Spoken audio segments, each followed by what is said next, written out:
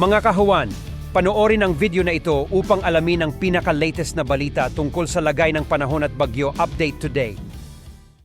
Sa ating latest satellite images, makikita natin hindi na masyado nakaka-apekto ang Intertropical Convergence Zone or ITCZ. Base sa monitoring natin, nandito na siya sa may southern part ng Philippine Area of Responsibility. At ang prevailing weather system ngayon sa ating bansa ay yung easterlies o ito yung hangin nagmumula dito sa may silangang bahagi ng ating bansa sa may karagatang Pasipiko. At ito magdadala ng mas malaking tsansa ng mga pag-ulan, partikular na sa may silangang bahagi ng ating bansa. Ito yung area ng Isabela, Cagayan, area din ng Aurora, Quezon, Bicol Region, Eastern Visayas at Caraga at Davao. So ito yung mga nasa may nakaharap po dito sa may silangang bahagi ng ating kapuluan.